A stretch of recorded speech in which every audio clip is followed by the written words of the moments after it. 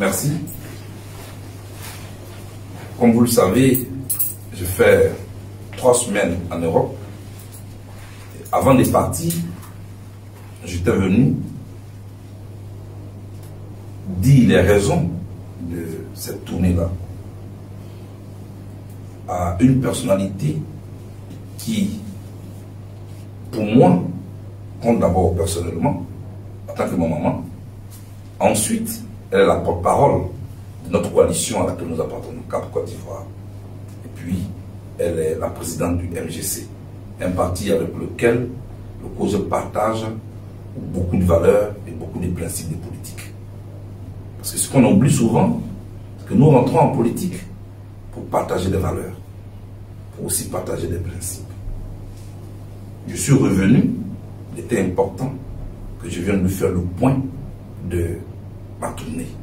C'est très bien passé, selon aussi les instructions qu'on m'avait données.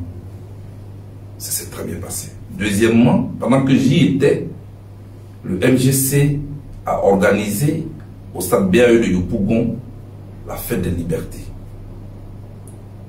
De loin, je suivis cet événement avec beaucoup de fierté. Je suis venu au nom du COJEP pour adresser toutes nos félicitations à la présidente, Madame Simone Veil-Gbagbo. C'était une belle mobilisation, mais surtout, le contenu du message correspond à ce que nous voulons que cette Côte d'Ivoire nouvelle soit. Surtout qu'elle nous a dit qu'elle est candidate. Mais elle a ajouté, n'en doutez pas. Nous sommes fiers d'elle et la Côte d'Ivoire a besoin d'elle. Merci. À l'aube de chaque élection majeure en Côte d'Ivoire, une constante revient inlassablement. Les leaders politiques ivoiriens, qu'ils soient du camp présidentiel ou de l'opposition, multiplient les visites diplomatiques, les interviews dans les capitales européennes et les appels à la communauté internationale. Ce lien tenace entre politique ivoirienne et Europe, notamment la France, ex-puissance coloniale, soulève une question de fond. La conquête et l'exercice du pouvoir en Côte d'Ivoire peuvent-ils réellement se faire sans passer par les réseaux d'influence européens? La récente alliance politique entre Charles Blé Goudé, président du COJEP, et Simone Gbagbo, ancienne première dame et présidente du mouvement des générations capables MGC, relance le débat. Tous deux cherchent à s'imposer sur l'échiquier politique ivoirien en se dissociant de Laurent Gbagbo, figure tutélaire mais aujourd'hui affaiblie. Leur projet peut-il réussir sans l'aval implicite ou explicite des partenaires européens?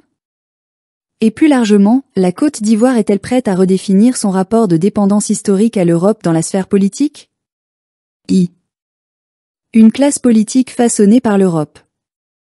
L'histoire politique contemporaine de la Côte d'Ivoire ne peut se comprendre sans évoquer son rapport à l'Europe. L'influence française, en particulier, a été déterminante dans la consolidation de l'État postcolonial, la formation des élites et la gestion des conflits internes.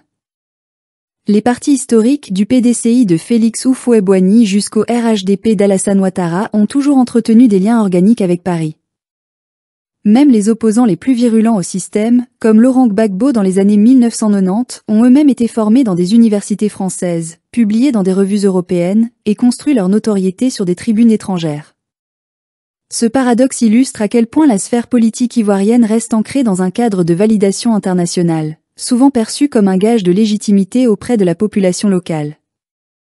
Dans ce contexte, les démarches de Blé Goudé et de Simone Gbagbo, qui sillonnent aujourd'hui l'Europe pour y rencontrer des partenaires politiques, parler aux diasporas et rassurer les chancelleries, s'inscrivent dans une tradition plus que dans une stratégie originale.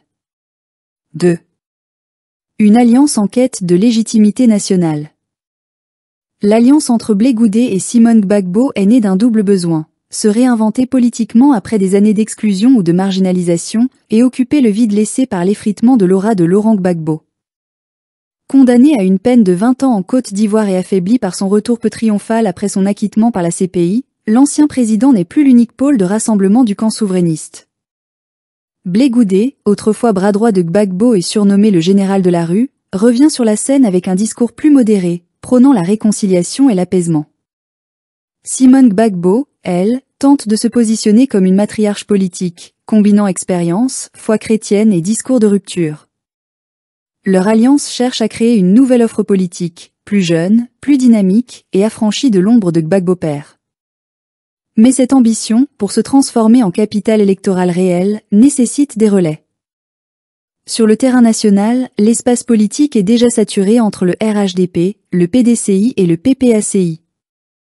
À l'international, ils doivent rassurer les acteurs traditionnels, notamment européens, sur leur crédibilité démocratique, leur distance avec les discours nationalistes radicaux du passé, et leur capacité à gouverner sans chaos. L'Europe, passage obligé ou mal nécessaire? Dans les faits, il est aujourd'hui difficile pour un acteur politique majeur ivoirien de totalement se passer de l'Europe. Que ce soit pour obtenir des financements, des soutiens diplomatiques, des accès médiatiques ou même des visas pour organiser des tournées, les capitales européennes restent des carrefours indispensables.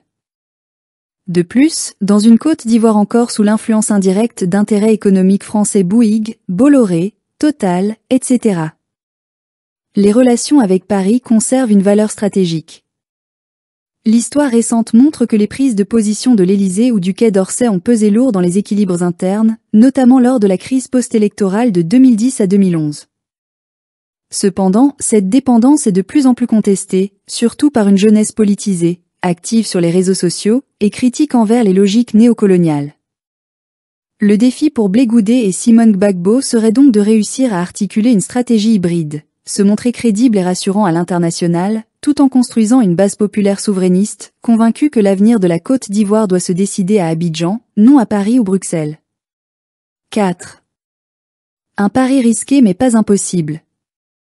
L'indépendance politique vis-à-vis de l'Europe est un idéal louable, mais elle nécessite des conditions. Une force militante bien structurée, une vision économique réaliste, une assise médiatique nationale forte et un minimum de consensus social. L'alliance COGEP-EMGC en est encore loin. Leur capacité à proposer une alternative viable repose en partie sur leur aptitude à transformer leurs histoires personnelles, marquées par l'exil, la prison, ou l'échec en récits porteurs d'espérance. Mais aussi sur leur faculté à s'unir sans tomber dans la rivalité d'ego, et à convaincre au-delà des cercles pro-Gbagbo traditionnels. Dans ce processus, l'Europe jouera un rôle, qu'on le veuille ou non. Non pas forcément comme faiseur de roi, mais comme instance de validation, espace de ressources, et canal de communication vers le monde. Se passer totalement de cette sphère, dans un pays encore dépendant de ses partenaires extérieurs, relève pour l'instant plus du slogan que de la réalité. En conclusion, la Côte d'Ivoire avance lentement vers une forme de maturité politique où l'influence extérieure est de plus en plus questionnée. Toutefois, cette autonomie ne se décrète pas, elle se construit. Blé Goudé et Simone Gbagbo, en tentant de redessiner la carte politique sans Laurent Gbagbo, ouvrent un nouveau chapitre. Mais ce chapitre ne pourra s'écrire qu'en naviguant habilement entre souveraineté nationale et rapports de force internationaux. Ainsi, la vraie question n'est peut-être pas de savoir s'ils peuvent se passer de l'Europe, mais plutôt comment utiliser cette influence sans en devenir les prisonniers, et comment convaincre les Ivoiriens que le pouvoir peut enfin venir du peuple, et non des chancelleries étrangères.